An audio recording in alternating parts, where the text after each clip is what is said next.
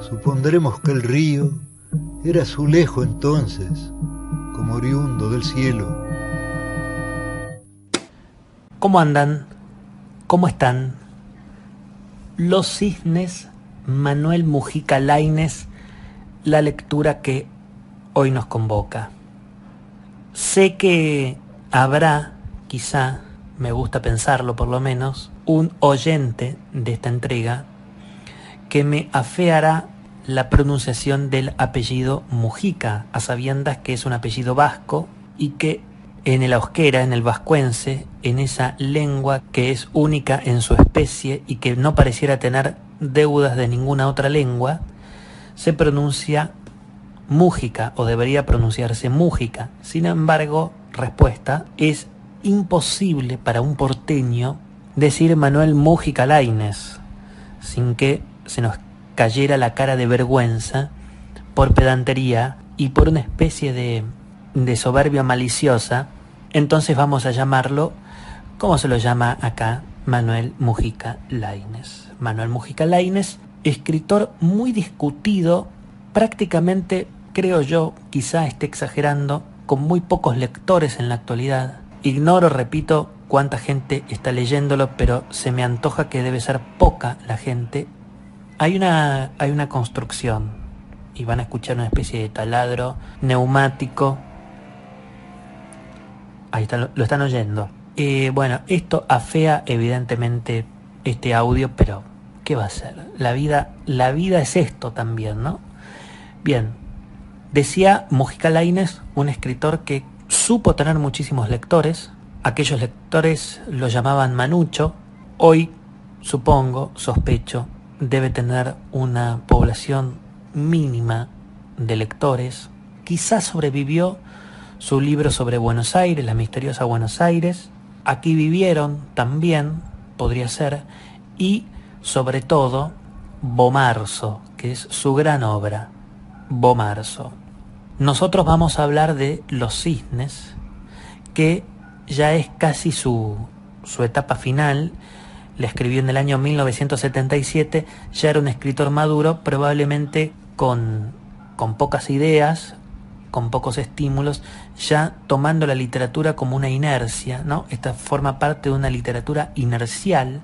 El mismo movimiento de su vida lo llevó a escribir este libro. Un libro que por curiosidad traté de buscar algún tipo de devolución, de reseña de otros lectores, y me costó encontrar en internet alguien que se haya referido a este libro. Por tanto, es correcto pensar que ha tenido muy pocos lectores incluso en su tiempo y que probablemente no sea de los mejores libros de Mujica Lainez, del gran Mujica.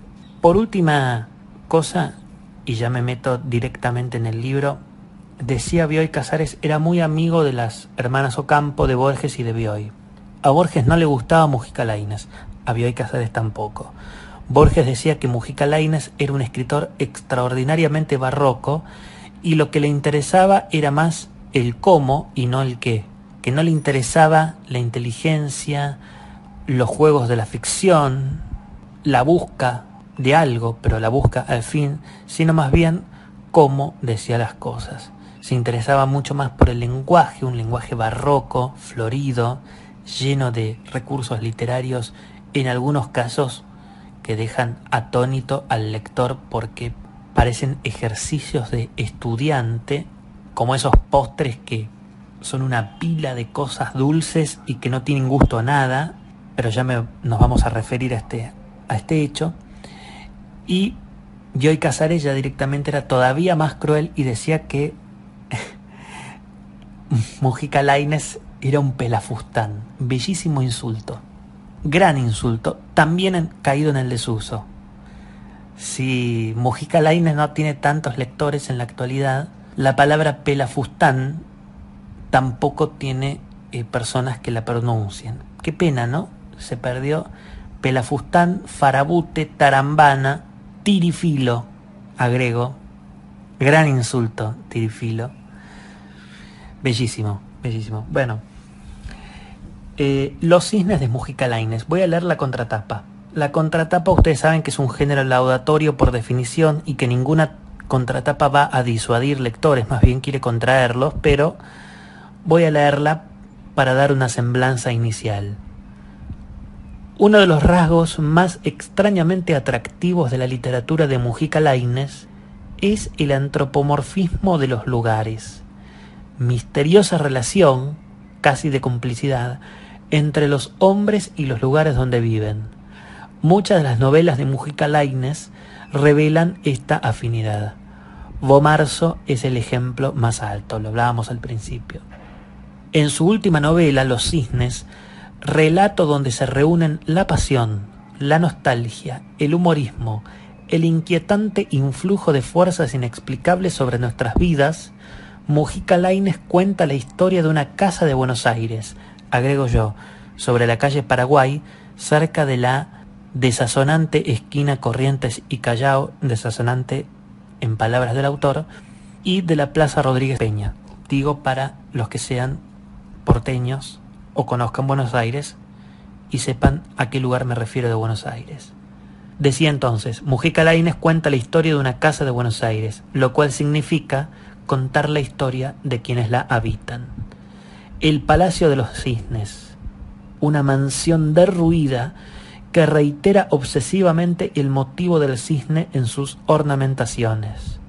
Allí coinciden Aníbal Charlemagne, un anciano que compone una casi infinita antología sobre el motivo del cisne en la poesía, una prostituta que triunfará como pintora ingenua, un director teatral que aspira en vano a la realización de sus sueños escénicos, un escultor consagrado, sin saberlo, a la muerte, un pintor cubista y sus discípulos, una profesora de baile español y sus esperanzados corifeos. Muchos otros anhelosos del arte se reúnen allí. El ajado esplendor de la casa es como el de esas vidas, ímpetus y ambiciones que se frustran, trágicas muertes no desprovistas de belleza, vehemencias amorosas que desdeñan toda ortodoxia, delirio de la imaginación, sonrisa comprensiva de las experiencias. Tal es la atmósfera de los cisnes. Bien, sobre esta contratapa voy a pormenorizar algunos conceptos. Efectivamente, hay algo de rasgo antropomórfico de las casas que se parecen a sus dueños. El palacio es un palacio de los cisnes, en efecto, está muy ornamentado, muy ornado al respecto, hay cisnes por todos lados, y la primera escena, de hecho, es una escena que junta la belleza y la tragedia, que es algo que va a estar a lo largo de toda la novela, la belleza como hermana, como prima hermana de la tragedia. La primera escena es la siguiente: hay un poeta, Aníbal Charlemagne, Carlomagno, que está preparando una antología de poesías que refieren al cisne. Está Yeats, está Shakespeare, está Proudhon, hay un sinnúmero de poetas que escribieron sobre los cisnes que están aludidos. De hecho, el primer poema dice: sin ruido en el espejo de hondos y calmos lagos, el cisne impulsa la ola y con sus largos remos se desliza, y en sus flancos su pulmón se asemeja a las nieves de abril que hacen arder el sol. En fin, los poemas y los poetas a los que refiere esta antología están reseñados y están desarrollados. El lector, nosotros, no tenemos que imaginarnos qué poetas son ni qué poemas son, sino que están escritos y desarrollados, incluso brevemente analizados. Es decir, que ahí ya nos enfrentamos al primer rasgo de esta lectura, que es una especie de gran libro intertextual. Mujica Lainez evidentemente reunió como lector un sinnúmero de poetas que escribieron sobre los cisnes. Evidentemente a Mujica Lainez le gustaba la imagen, el símbolo del cisne, y se propuso escribir una novela que reuniera todos esos elementos. Por supuesto que como lectores no tenemos que ser lectores ingenuos y sabemos el símbolo del cisne, sabemos qué significa el cisne. El cisne, el arpa y la nave, dice ulteriormente el autor, es el símbolo del viaje místico hacia el más allá. También hay una sensualidad en el cisne el cisne hermafrodita, símbolo del hermafroditismo, porque tiene la autoridad y los músculos erguidos, masculinos, esa cerviz fálica, ¿no? Ese gran cuello fálico que nos remite a la masculinidad, pero a la vez tiene un andar seductor, sinuoso, galante, refinado, tiene formas amaneradas y por tanto hay una feminidad de esos rasgos, por tanto es la unión de lo masculino y lo femenino. El cisne es un animal hermafrodita. Agrega además, después de consultar cierta lectura de Madame Atena, que el cisne al verlo en el agua significa franqueza y fidelidad, en tierra que va a llover durante el día. Si el cisne es blanco, significa amor sincero; si es negro, enfermedad y muerte; y si canta, catástrofe. Todo eso engloba la imagen del cisne. Todo eso es un cisne. Y todo eso va a tener el libro: amor, pureza, lealtad, amistad y también sus contracaras: la tragedia, la catástrofe y la muerte. La primera escena es un poeta, Aníbal Carlomagno, Charlemagne, que está realizando entonces esa antología, está citando a Prudhomme y citará a Shakespeare y también a Yeats, y lo conmueve un grito helado, un grito trágico y un estallido.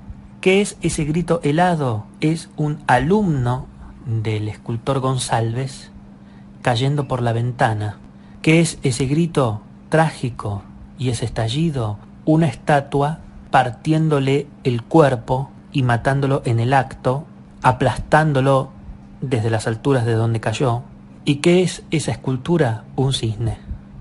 Entonces están reunidos toda la población de ese palacio, esa prostituta, el poeta, el escultor, el pintor que es cubista, Doña Paca, que fue una bailaora y ahora imparte clases de flamenco y de otros ritmos. Están todos reunidos alrededor de ese muchachito, de ese joven bello que acaba de perder la vida, que acaba de saltar o lo empujaron. No sabemos si fue un suicidio o un homicidio. Cae de la ventana del escultor González, aplastado, muerto por una bellísima escultura de un cisne. Y entonces la escena, por supuesto, es trágica. Viene el cuerpo policial, no sabemos si un suicidio o un homicidio, pero también la escena, que repito, es trágica, es vagamente erótica y vagamente bella, porque quien muere era un joven, muy joven y muy bello, y el cisne también es muy bello. Esta es la primera escena, es una escena estimulante, uno tiene ganas de seguir leyendo. No es un libro policial, no es literatura policial. Yo al principio, cuando empecé a leerlo, dije, bueno, ahora habrá una investigación al respecto, etcétera, etcétera. Cumplió Mujica Lainez, pensé yo, el sueño de Borges de escribir una novela policial. No es así, no es una novela policial. Este es un hecho, el segundo capítulo ya es otro hecho, porque más bien el libro es una especie de deuda de traducción, una especie de, quizá homenaje, no lo sé, a La colmena de Camilo José Cela. Vieron que la colmena de Camilo José Cela, el Nobel injusto español, narra a una serie de parroquianos de un bar de Madrid, y uno a través de esos personajes comprende la idiosincrasia de los madrileños de entonces. Esto ocurre con los cisnes. Cada capítulo es una especie de gran fresco de época, de una época cuando Buenos Aires era una Buenos Aires aristocrática y señorial, de personas acaudaladas pero sin suerte, de gustos excéntricos. Y repito, en cada capítulo hay un abordaje sobre esas vidas, sin que ese abordaje sea demasiado profundo. De esta escena pasamos a una segunda escena, que es un pintor cubista que tiene como religión los ángulos de un cubo, que está impartiendo clases de pintura. Y después saltamos a Doña Paca, que tiene a una alumna rusa que se entrevera en amores con un vecino del Palacio de los Cisnes, y cada capítulo es una historia, es una particularización de esas vidas, que son vidas inconexas, que no tienen nada que ver con una con la otra, pero que cada tanto se reúnen y tienen un sentido común que finalmente es el Palacio de los Cisnes. Refiero nuevamente a aquello que decía sobre qué significa el cisne, porque cada historia de cada una de esas personas tiene belleza, tiene castidad, tiene estupidez, tiene lamento, tiene alegría. En cada persona aparece el símbolo del cisne. Tenemos, por ejemplo, a una, decía, prostituta que triunfa como pintora ingenua, y es que todos en el palacio, por ejemplo, saben de la actividad, de la profesión de esta mujer, todos fingen desconocerla. Un cliente es un crítico de diario, un crítico de arte, que trabaja en un diario, se enamora de ella, la invita a pintar, le paga el equivalente a su trabajo mensual y le dice, bueno, este mes te lo vas a tomar para pintar, y la prostituta pinta alusiones bíblicas, es una pintora ingenua pero mojigata, y es una mujer compleja que es capaz de lo pecaminoso y de lo santo. Volvemos otra vez a la imagen del cisne, que depende en qué contexto tiene su significado. Esa mujer en el contexto nocturno, digamos, en las nocturnidades fragorosas, tiene un significado, y ya en el día, en el trabajo de pintora, tiene otro. El Palacio de los Cisnes es un palacio derruido que se está viniendo abajo, que ya no ostenta el prestigio que supo tener, y los personajes en todo momento van degradándose. Hay una puesta en escena en un determinado momento de un director fracasado, T.T. Morgana, que intenta la dirección en un teatro de la calle Corrientes, de una obra de teatro que termina siendo un fracaso rotundísimo. Pide el auxilio de Doña Paca que le entregue unas bailarinas. Las bailarinas zapatean en un escenario polvoriento, y entonces los espectadores inhalan ese polvo de ese teatro antiguo y derruido. Todo es medio decadente, pero una decadencia que busca todo el tiempo la belleza, y de eso trata en parte, y entre otras cosas, el libro. El fresco de época de una serie de personas que están en busca de la belleza y nunca la consiguen. Hay un rasgo de Mujica Lainez que es particularísimo y que podría reseñarlo para ser justo también con las impresiones que tuve al leer el libro. El libro es extraordinariamente barroco. Ustedes saben que el escritor barroquista es una especie de suplicante, ¿no? Está suplicando todo el momento ser reconocido, ser tomado como una persona inteligente, culta. Hay una especie de súplica, hay una especie de entusiasmo juvenil por el barroquismo que muchas veces cae en el absurdo. Mujica Lainez es un escritor extraordinariamente barroco, pretende agotar el lenguaje, y entonces la lectura, lejos de ser una lectura ágil, es cierto que el libro lo terminé en 2 tardes, ¿no? Porque es un libro de casi 300 páginas, no es muy voluminoso, y yo no tengo inconvenientes con los escritores barrocos. No me molesta el barroquismo, realmente no me molesta, pero hay lectores que les parece asfixiante, agobiante, porque el escritor barroco, repito, pretende agotar el lenguaje. Voy a poner un ejemplo de por qué la lectura es una lectura lenta, engorrosa, por momentos asfixiante, ¿no? Como esos juegos infantiles, ¿se acuerdan? Cuando éramos chicos y nos sumergíamos en el agua, a ver cuánto aguantábamos, y por ahí aguantábamos 40, 50, 60 segundos o más, y ya cuando no teníamos aire, emergíamos, ya salíamos del agua con la boca abierta, bebiendo a bocanadas el aire. Bueno, algo así es, en parte. A mí me gusta exagerar siempre, estoy exagerando por supuesto, pero de momento es así de asfixiante, así de agobiante la lectura, porque al ser barroco, una pluma recargada y sobrecargada, y sobre todo un defecto clarísimo a todas luces, que es una adjetivación incesante. Todo el tiempo hay adjetivos, todo el tiempo está adjetivando y todo el tiempo está escribiendo en sinónimos. Es decir, que hay una trinidad de la muerte.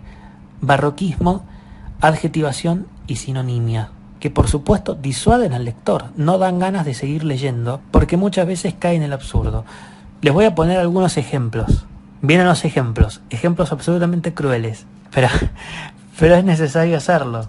Por ejemplo, en un determinado momento alguien está con su hijo, entonces oración 1, fulano está con su hijo, le pidió al vástago, y uno dice, ¿por qué escribe con el diccionario? ¿Por qué no vuelve a decir hijo? Estaba con su hijo y le pidió a su hijo, o le pidió que, continúa haciendo ágil la lectura, le pidió a su vástago, y por supuesto, vástago es una palabra artificial. Nadie dice a su hijo vástago, nadie.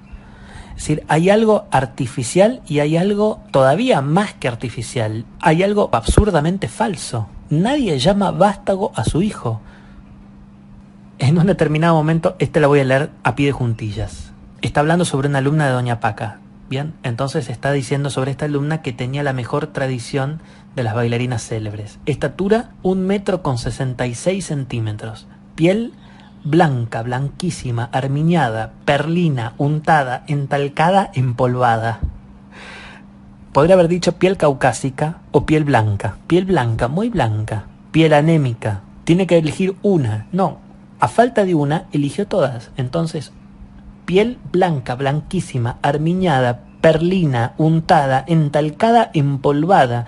Y además sabemos que además de esta adjetivación, esta literación ya desesperada incluso, sabemos que es un error escribir con sinónimos y sabemos que es un error esa predilección por los sinónimos de los escritores barrocos, porque no es cierto que existan los sinónimos. Esto es una tesis de Borges que por supuesto es cierta. No es lo mismo obsequio que regalo. No es lo mismo carta, nota, misiva, esquela. No es lo mismo. No son palabras que sean similares. No es lo mismo caballo y corcel. Tampoco bagual. Es decir, no existen los sinónimos. Cada palabra significa una cosa y no otra. La verdad es que no es lo mismo blanco que entalcado o empolvado, porque lo blanco puede ser natural, lo entalcado y lo empolvado tiene que ser artificial.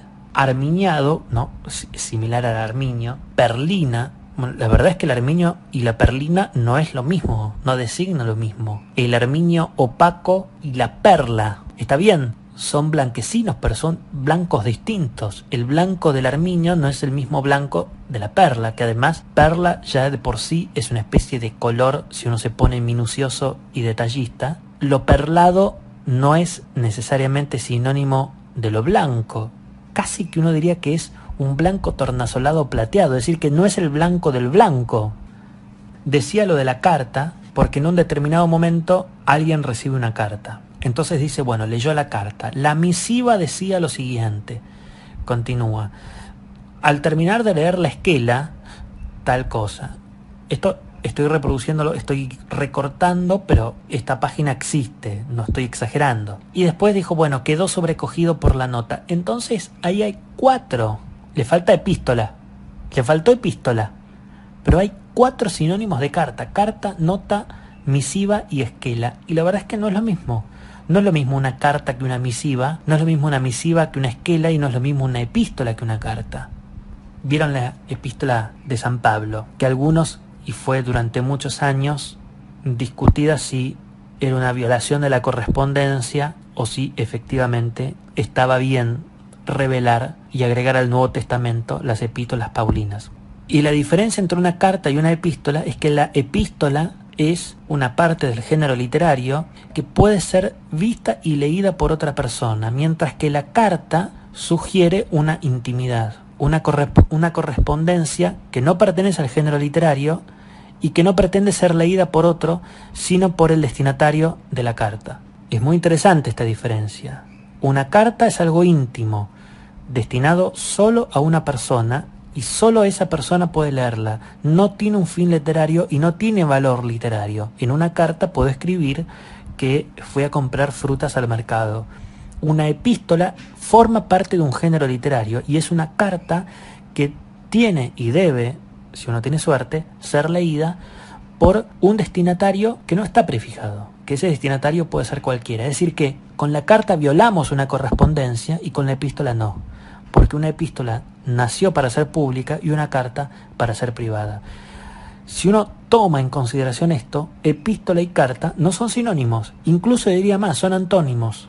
Mujica Lainez escribe con el diccionario, por tanto, misiva, epístola, esquela, nota y carta son lo mismo, y la verdad es que no lo son. Es cierto que esto puede resultar a un lector como bueno, algo que, una característica del autor, que es barroco, que es recargado, que es excesivo y que escribe con sinónimos. Si uno tiene para sí y cree de corazón, de veras, que no se escribe con el diccionario y que no existen los sinónimos, por momentos Mujica Lainez se vuelve un escritor ilegible, que nos duele leer. Por ejemplo, hay una parte que pobre uno no quiere, no ser, porque no pretendo ser despectivo en ningún momento, pero en un determinado capítulo se refiere a la prostituta como calientacamas y recorrecalles. La verdad es que es un exceso, y después continúa el relato prosigue porque es abnegado, es tenaz, es un escritor tenaz, esto hay que reconocérselo. Es tan recargado todo que uno dice cómo no se tentó en terminar de escribir y abandonar esa tarea titánica, ¿no? Recargada de adjetivos, y agrega un tercer sinónimo de prostituta. Por supuesto, dice en un determinado momento puta, pero agrego una palabra más, la zarandeada mujer. Bueno, dejo un espacio para que puedan reírse. Zarandeada es tener demasiada fe incluso en el acto sexual y en el cliente, ¿no? Pero quiero decir, la verdad es que no son sinónimos. Calienta camas, recorre calles, zarandeada y prostituta. La verdad es que, repito, cae a veces en el ridículo, ¿no? En el ridículo. Otro ejemplo, pongo un ejemplo más y me callo para siempre porque pareciera una burla y realmente no lo es simplemente mostrar un rasgo de la literatura de Mujica Lainez, y quizás comprender, esto sí lo digo maliciosamente porque Bioy Casares decía Pelafustán, ¿no? En un momento hay una mujer excedida de peso, vamos a decirlo de manera elegante, y él la llama gorda. Bueno, un poquito fuerte, pero está bien. O no sé si está bien, pero por lo menos es justo o es lógico que alguien llame a una persona con sobrepeso gorda. No sería lo aconsejable. Pero después, en un momento, dice, la llama la jamona extraordinaria. Bueno. Es decir, hay, repito, una adjetivación excesiva. Sabemos que los adjetivos hunden la novela y no la exaltan.